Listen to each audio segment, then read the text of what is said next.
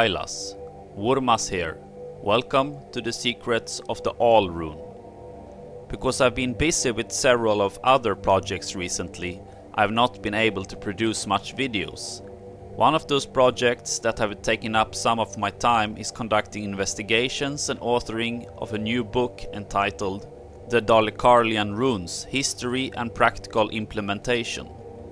The purpose of this video is connected to this project, and I will therefore try to provide a brief presentation of what is meant with the Dalecarlian Runes.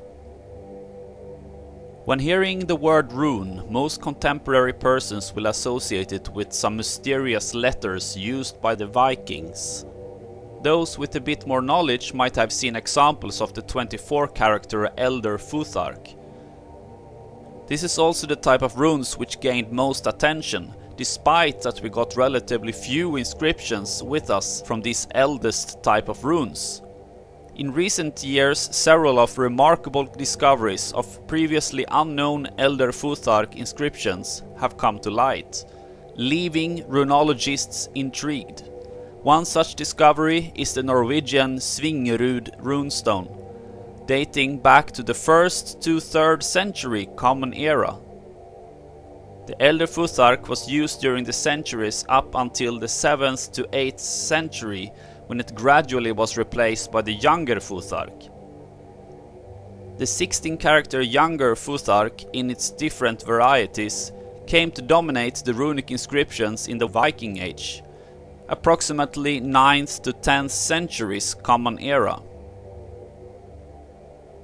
What happened with the use of runes after the Viking Age? Did the use of runes cease with the end of the Viking Age? No. The Younger Futhark gradually developed into the so-called medieval runes. These were used in different variations up until the 16th and 17th centuries in isolated places like the Faroe Islands and Gotland. In Iceland, the medieval runes developed into the so-called 24-character Icelandic Futhark and were still used during the 18th century, as in this example from an Icelandic grimoire. So how close to our contemporary 2020s can we find the end of a possibly unbroken line of a traditional rune use? If we look at the youngest safely attested example, we have to go back 114 years to 1909 in Elfdalian, Dalecarlia province, Sweden. However, there are known inscriptions from the same area in Dalecarlia that could be younger still, maybe even as late as from 1929, but their datings aren't certain. So, what do we know about these youngest inscriptions? This is where the title of this video and of my book comes into place, because all these youngest inscriptions use a unique sort of runes named the Dalecarlian Runes, or Dal runes. During the centuries, these kind of runes have taken some different but often from each other evolving shapes and forms, as can be seen on this table compiled by the Swedish linguist Adolf Noreen in 1906. And why did the use of runes survive that long in northern Dalecarlia? As mentioned before, the youngest inscriptions can be found in and around the small town Elfdalian. The same area has gotten a relatively increasing attention during the last years because of an interest in the archaic nature of its local language, Elfdalian, which isn't mutually intelligible with modern Swedish. Elfdalian is, however, just a variant of the Ovansiljan, that is north of Lake Siljan, subgroup of the so-called Dalecarlian dialects. All these Ovansiljan dialects carries archaic features. Nevertheless, Elfdalian, probably due to its higher degree of isolation, stands out both as the most archaic and the largest among them in terms of the number of contemporary native speakers. On these bilingual street signs in Orsa dialect and in Elfdalian, you can see the difference in orthography compared to standard Swedish. The geographical area where the use of the Dalecarlian runes were centered is corresponding quite well with the area of the Ovansiljan dialects, even if there are some exceptions. During the summer of this year, I did a trip to take a personal look at some of the known Dalecarlian inscriptions. At Zorn's Gammelgård open-air museum in Mora, I took a look at the inscription named DRV 163. This is carved on the log above the entrance to a storage building, which originally stood at the farm Ollargården in the village Orsbläck in Orsa parish. The original language is probably Orsa dialect of the Ovansiljan Dalecarlian variant. There are some parts which are not totally clear how to interpret, but the translation listed by the Swedish National Heritage Board would mean something like Olof Ersson and Erik Olsson. He has made the loft 1635. Erik Hårdsson has made the loft. In Wurmaz parish, at Nybolet's summer pasture farms, there are several of examples of so-called fäbodristningar, roughly translated as summer pasture farm carvings, made in stone. In these kind of carvings, made with either Latin letters, runes, or in combination of both, we find memories of women and men who announced their presence or left a message at these isolated locations in the middle of the wilderness. These stone inscriptions are sometimes some kind of billboards telling about persons, specific times and events that happened. Among these we can find one of the longer Dalecarlian inscriptions found up to date, named DRV 202. In parts this inscription is still some kind of a puzzle for the runologists to solve in its entirety. There are though some different interpretations with various plausibility that have been made. In 1983, the linguist Stig Björklund made an attempt in transcribing and translating the runes. This dish, and with it, Erik wrote 1669, Health with God Almighty, in the mountain Per Larsson and Brita Olsdotter, in God, 1669, Per Larsson. Around this memorial inscription, in or on the mountain, that is the rock surface, is a wide frame made by diagonal stripes in a particular pattern. This frame causes the first error in Björklund's analysis. In my own closer study of the stripes in the frame, I saw that the rune for T in the word fated most likely rather should be interpreted as an L. This is also quite clear in the tracing of the carving made by Sven-Göran Hallonqvist in 1984, and that is 1 year after Stig Björklund's interpretation. This tracing further shows that the second runic line looks much closer to the word året, that means the year, than the name Erik. Especially the first rune is clearly an Å rather than an E. And by a closer study we see that the third rune have a short diagonal bistave on the left side, make it the variant of the E rune rather than an I. Also the final rune in the word looks more like a T rune variant rather than a K.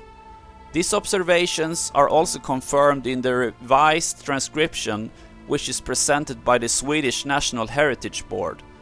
This transcription is though interpreting the end of the fifth line as I Jesu namn, in Jesus' name, which I personally can't fully comprehend since I rather see the runes IGTSUNAM, which I interpret as I Guds namn, in God's name, rather than in Jesus' name. My quest for an interpretation has thus led me to something like: this is the slope, maybe referring to the slope above where the inscription is situated. And upon it, the year is written 1669. Health with God Almighty, Per Larsson and Brita Olsdotter. In God's name, 1669, Per Larsson. What should all of this mean? Stig Björklund argued that with a somewhat incoherent language in the runic script, a man called Per Larsson seemed to have wanted to tell something that made a big impression on him. The parts mentioning a, quote, dish, as well as the name Erik in his interpretation are probably incorrect transcriptions. So what do we know about the persons that are mentioned? Professor Stig Welinder is trying to make an analysis of Stig Björklund's transcription. However, since this transcription most likely is faulty, I will not make a deep dive into those speculations. Welinder mentions though that the church accounting for Wurmaz parish references how a Brita Olsdotter and a Per Larsson were married in 1669. Maybe the inscription is a wish of good health and God's blessing to Brita Olsdotter and Per Larsson by their wedding. Maybe the location above the slope had played a significant role for the couple. Welinder argues further that whatever the explanation, Per Larsson must have had strong emotional affections for Brita Olsdotter, as he decided to memorialize the occasion by carving it into the rock. He must have known that many would read the inscription, and it would become a subject of local gossip. By Rotskans open-air museum in Elfdalian, I took a look at the so-called Hules Barn, which originally was located at Bosselberg's summer pasture farm north of Elfdalian. This summer pasture farm was owned by a priest, and the barn house was used as a guest house. On the walls inside, the guests have carved their names, thanksgivings, and memorial texts, both in Latin letters and in Dalecarlian Runes. The oldest dated inscription is from 1647. Among the persons who inscribed their names inside the barn, we also find Lars Petri Elvius, 1624 to 1696, who visited the summer pasture farm in 1664. This man was priest in Elfdalian during the witch processes there in 1668. A bit more about that later. In our contemporary times, Rotskans open-air museum has also decided to host a collection of other Dalecarlian rune inscriptions inside the barn. Among the longer ones, named DRV 34B, we find what seems to be an excerpt from an hymn text, carved in some wooden boards, which originally belonged to the so-called Prästboden vid Finnmarksvägen, the priest storage house by the Finnmark Road in Elfdalian. You, in plural, come to me, says God's Son, I will help you. Karin Matsdotter Margareta Johansdotter, 1724. This inscription and the one on the rock surface at Nybolet, DRV 202, could give the impression that the Dalecarlian runes mainly was used in context aligned with the Christian church. And yes, to some degree this for sure was the case. There never was any contradiction in using runes as a writing system, despite that their development could be traced back to ancient pre-Christian roots. The fact that one of the men responsible for the original witch processes carved his name inside a house with several of runic inscriptions inside it must have meant that runes were not seen as something, quote, spiritually suspicious per se. The origins of the Dalecarlian runes have been debated, but one hypothesis, which also is mentioned by Gustafsson and Hallonqvist in 1994, is that they were based upon the medieval runic alphabet interpreted by local priests in Mora and Elfdalian parishes during the 16th century. Does this hypothesis and the lack of magical inscriptions with the Dalecarlian runes make them disqualified to use in magical purposes? I argue that we need to consider several of aspects before we jump to conclusions. 1. The Dalecarlian runic names of Johannes Boëthius. In 1599, the famous Swedish runology pioneer Johannes Boëthius published his first printed work about runes, a big copper engraving called Runekänslarnas lärespån, learning examples of the runic knowledge, sometimes also called Boëthius' Big Runic Board.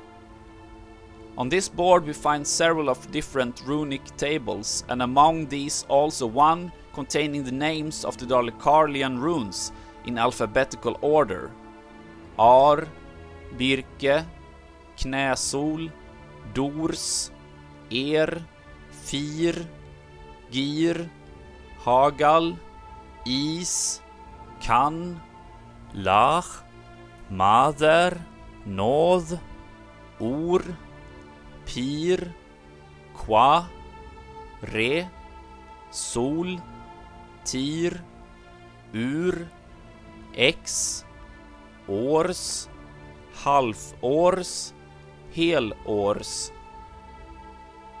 For those familiar with the rune names of the younger Futhark, striking similarities emerge. This is unlikely to be mere coincidence.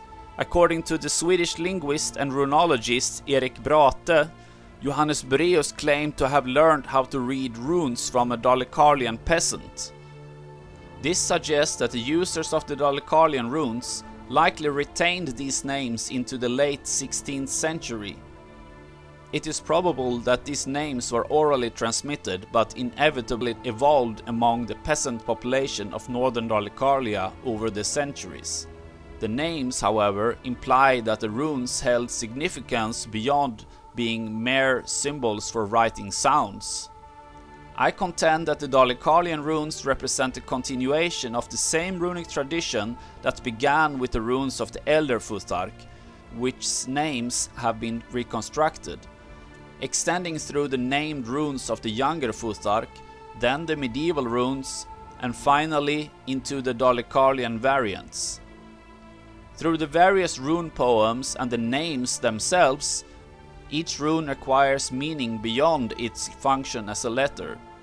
This imbues the runes with magical and spiritual connections, considering that the etymology of the word rune means secret.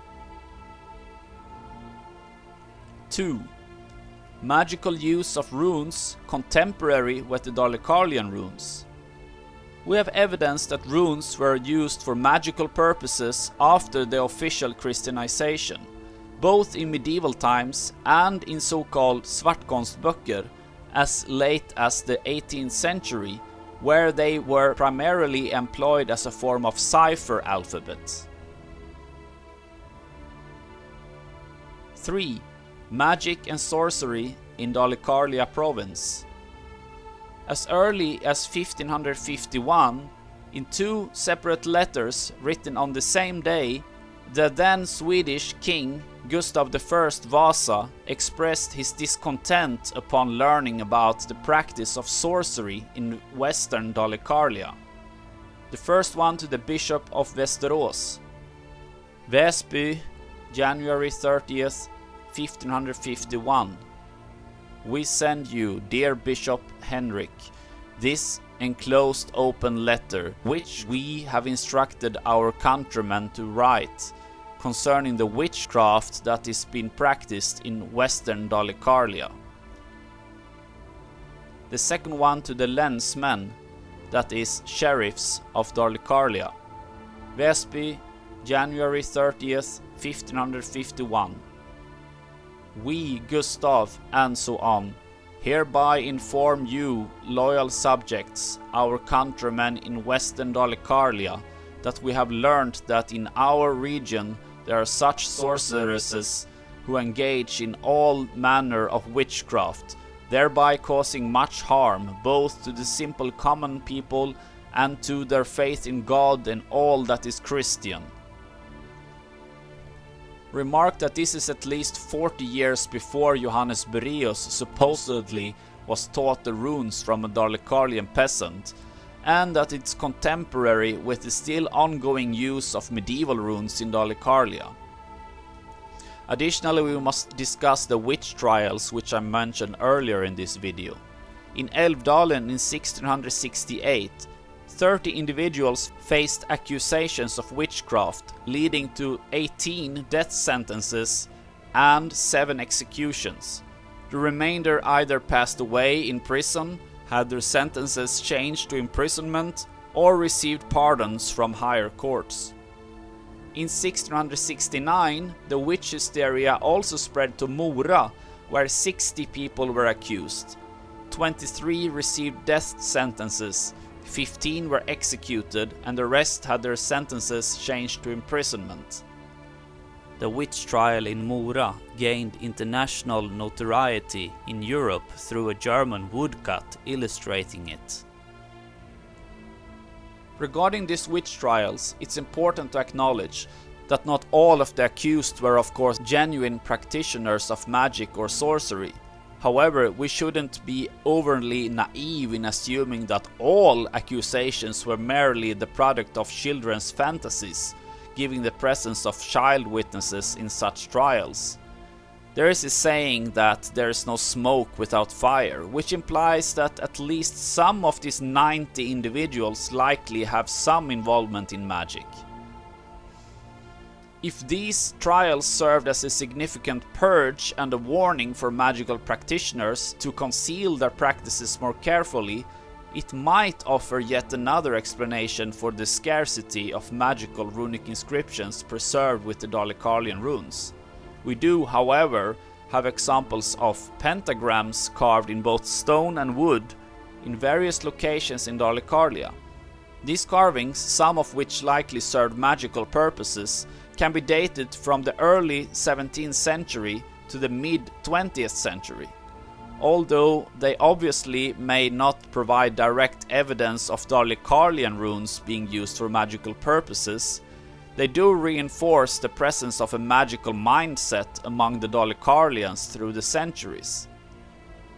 This belief is further supported by the existence of various regional legends that speak of a belief in a supernatural reality with all its pre-Christian elements, entities, and peculiarities. I should also mention an anecdote that I haven't been able to verify. A friend of mine whose grandmother hails from western Dalecarlia told me that his grandmother spoke about how it was custom among log drivers within her direct family in Elfdalian to mark timber with certain runes for protection during the early half of the 20th century. I must emphasize that I consider this account highly speculative, though not entirely implausible, as it aligns with the time when both Dalecarlian runes and potentially magical intended pentagrams might still have been in use. However, as I mentioned, I haven't been able to confirm whether these indeed were Dalecarlian runes that were carved, so please approach this with a degree of skepticism. 4. Perishable materials. Naturally, I should acknowledge the possibility that we may not have discovered any magical inscriptions with Dalecarlian runes, because they could have been carved on perishable materials such as wood. However, I consider this the weakest argument of all, as we have numerous Dalecarlian rune inscriptions preserved from various centuries when we know that the supernatural and magical mindset was prevalent among the population. In conclusion, I contend that it's plausible that the Dalecarlian runes served a purpose beyond that of mere letter writing, even though at this point we have no knowledge of any magical inscriptions featuring Dalecarlian runes. With this consideration in mind, I have endeavored to delve deeper into the rune names listed by Boëthius.